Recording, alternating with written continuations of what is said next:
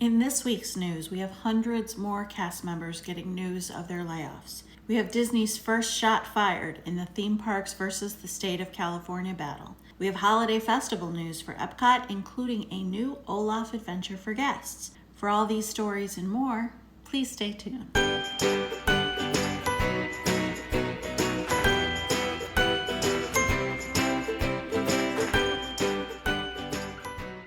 Hi, I'm Brooke with Disney Castle Dreaming Travel. I'm a lifetime Disney theme parks fan and an authorized Disney vacation planner. My favorite thing is helping people plan their Disney vacations, especially now when things have gotten so confusing and complicated. We post Disney Parks news updates every Wednesday. Please like, subscribe, and click the bell below to be sure that you don't miss any of our future videos. Now let's get to the news. Our top story this week is a sad one. We've learned that almost all of Disney World entertainment cast members around the theme parks have received their notice that they will not be returning to work. These layoffs are part of the 28,000 cast member planned layoffs announced last month. And while most of the shows affected have remained dark since the theme parks reopened in July, these layoffs eliminate hopes of any of these shows returning to the parks anytime in the near future. Our hearts go out to all the cast losing their jobs during this time. Many of these cast members have been with Disney for many, many years, and this news has been devastating for them. I find these entertainment layoffs particularly heartbreaking, as it is the talented performers in the shows and the street actors that really add so much magic to the Walt Disney World experience.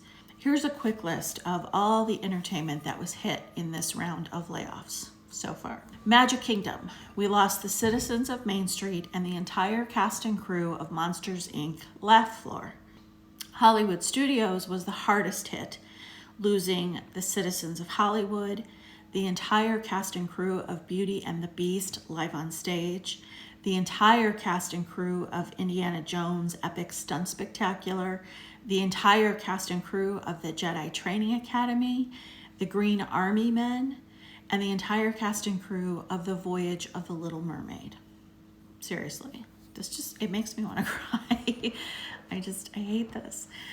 Over at Animal Kingdom, we lose the entire cast and crews of two of the most amazing shows on Disney property, The Festival of the Lion King and Finding Nemo the Musical. EPCOT had already quietly and rather sneakily laid off most of the World Showcase entertainment in the spring, and that's a whole separate topic that continues to be a troubling decision. However, they did add some members of the Voices of Liberty to the casualty list in this most recent round of layoffs. Finally, the entire cast and crew of the long-running Hoop-de-Doo Review over at Disney's Fort Wilderness Resort and Campground have been laid off. Most of these cast members have been off since the parks closed in April. However, I had really high hopes that steps were being taken by Disney to bring at least some of this entertainment back online in the coming weeks and months. These losses are heartbreaking. Of course, this doesn't have to mean that these layoffs will be permanent or that these shows will remain dark forever. But it certainly implies that these shows are going to remain dark for the foreseeable future. And these talented performers are very likely to seek work elsewhere, and they may not even be available when or if Disney decides to reintroduce entertainment.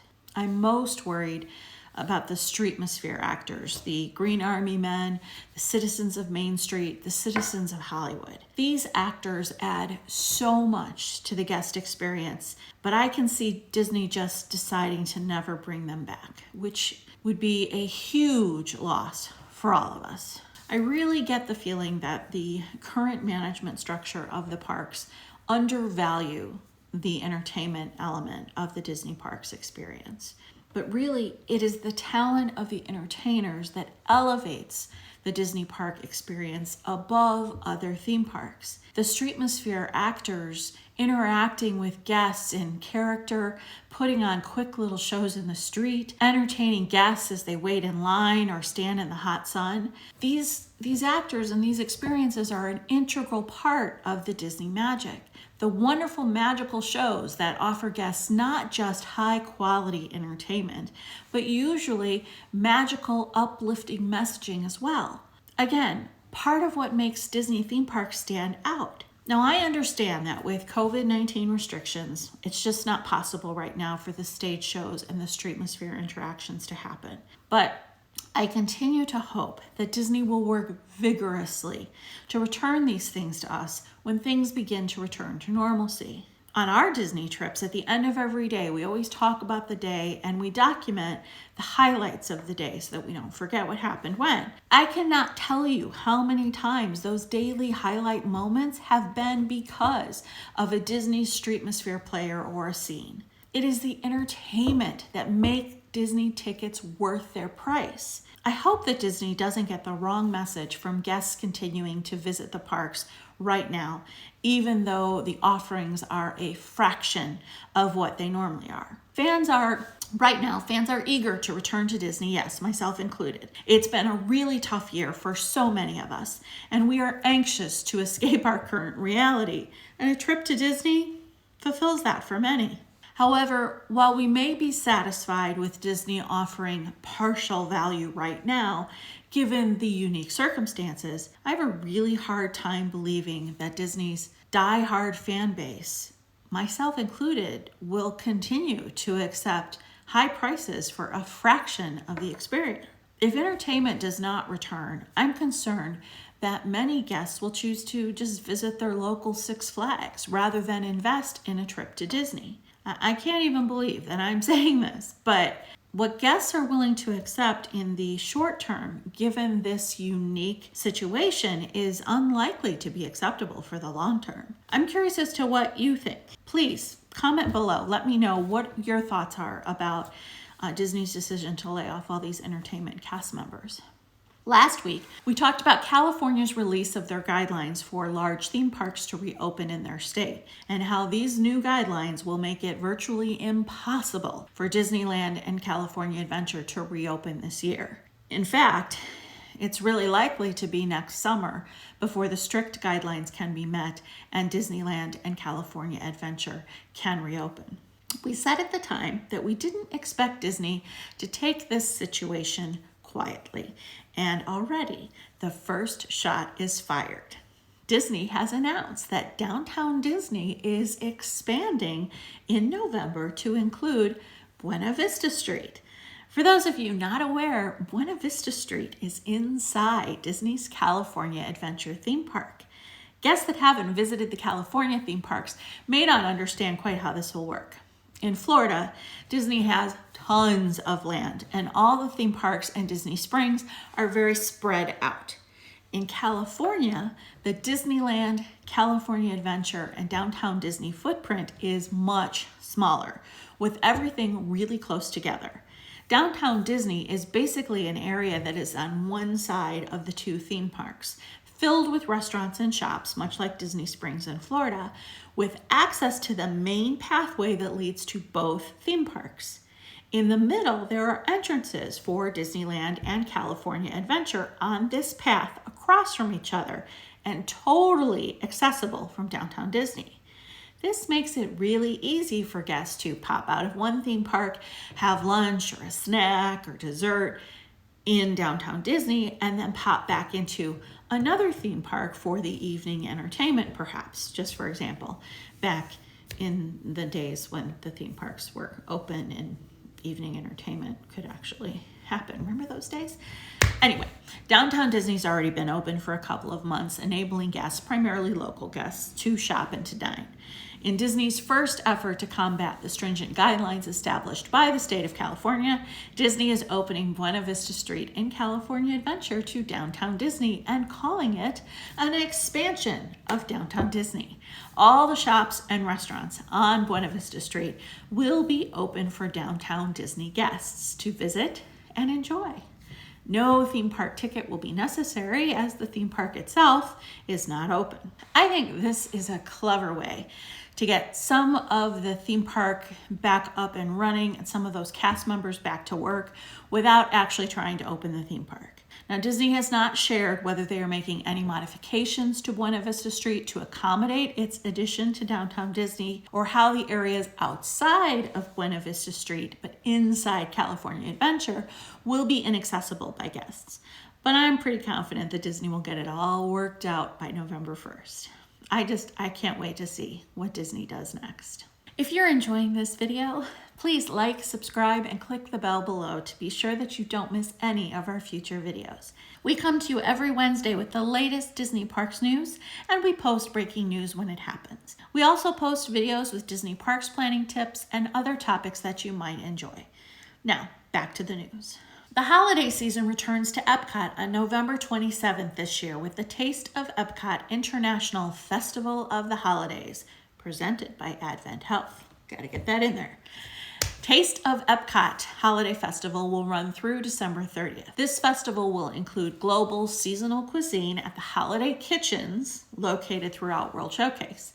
In addition, there's going to be 3 holiday kitchens located inside the World Showplace Events Pavilion. Some of the seasonal selections that you will find in these holiday kitchens include the slow roasted turkey from the American holiday table, pork schnitzel at the Bavaria Holiday Kitchen, and beef bourguignon from the Yukon Holiday Kitchen.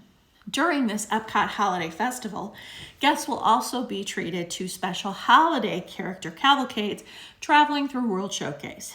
Anna and Elsa are touring in the Frozen Holiday Promenade, and Mickey and his friends will be traveling in the Mickey and Friends Holiday World Tour. Santa Claus will also be making his first appearance in an EPCOT character cavalcade this year. He'll be taking a horse-drawn tour around World Showcase, waving and calling out holiday wishes to everyone. The holiday season will not be without musical celebrations, thank goodness. The America Gardens Theater will feature holiday carols sung by the Voices of Liberty. In Mexico, the Mariachi Cobre will bring to life La Posadas, a celebration of Mexican holiday customs through music and dance. In Canada, the Jammers will perform on the Mill stage. I don't really think the Jammers are Canadian, but hey, I'm happy that they're going to be so easy to track down. The Holiday Cookie Stroll returns to EPCOT again this year with a complimentary cookie as a reward for anyone that completes the holiday stroll. The options to stroll include cookies from 5 different locations throughout the park. You can also pick up an adorable holiday cookie stroll cookie jar to collect all your cookies, available at the holiday markets all throughout World Showcase while supplies last, of course. New this year is Olaf's Holiday Tradition Expedition. This fun for the whole family adventure is a festive trek around World Showcase. Guests can purchase the expedition map at Mouse Gear, Disney Traders, or World Traveler at International Gateway, and then you will look for hidden Olafs all throughout the World Showcase pavilions. Once you've found them all, you will receive a gift worth melting for, of course, while supplies last. Sticking with EPCOT Festival news, EPCOT has certainly learned that festivals are the key to their success. EPCOT is now home to 4 festivals every year, and each one's season seems to be getting just a little bit longer every year. In addition, EPCOT seems to have embraced the power and perhaps the profitability of food and beverage in these festivals, as they all now seem to include the taste of phrase in the festival name. And these festival names were already quite the mouthful to begin with. But that's okay, we love our EPCOT festivals anyway, right? EPCOT's first festival after the holidays will be the Taste of EPCOT International Festival of the Arts, beginning January 8th, 2021. Now, while I'm personally partial to the International Flower and Garden Festival, many fans claim that the Festival of the Arts is EPCOT's best festival of the year. In 2021, the festival will run through February 22nd. At the festival, we'll enjoy more than 15 food studios serving culinary art around World Showcase, a ton of diverse work of Disney and other artists on display and for sale in marketplaces all around World Showcase Lagoon. There will be special photo locations where guests can step into the scene, and this is cool. There's a huge paint by mural number for everyone to participate in that is serving as a collaborative collaborative art project. You also get to watch as visiting artists create magic, and favorite EPCOT musical artist Mariachi Cobri and the Jameters will be performing. And then there's a new artful Search for Figment around World Showcase, as well as festival themed merchandise, of course. Now, we've been talking about Walt Disney World's efforts to spruce up the property in preparation for next year's 50th anniversary. There are tons of construction projects going on all over Disney World designed to improve the guest experience and spruce up the parks. Over the summer, Cinderella Castle got a makeover, and the castle is looking really spectacular these days. A little on the pink side, but really good. This week, Disney World started work on the entrances that guests see as they arrive on Disney property. These signs are archways that go over the road and feature Minnie and Mickey Mouse on either side. For most Disney fans, these signs are the true beginning of vacation. I have countless through the windshield or out the window pictures of these signs. Now, these signs have started to fade over the last few years. I think it's probably been 5 or 8 years since they got updated, and they look a little worn and tired. So at last, these wonderful signs are getting a makeover. Now, this refresh shouldn't take too long, and guests visiting for the holiday season should see the Walt Disney World entrance signs in all their new glory. Hopefully, at least one will be finished, or very nearly so, when we visit mid-November. If so, we'll be sure to get pictures and share with all of you.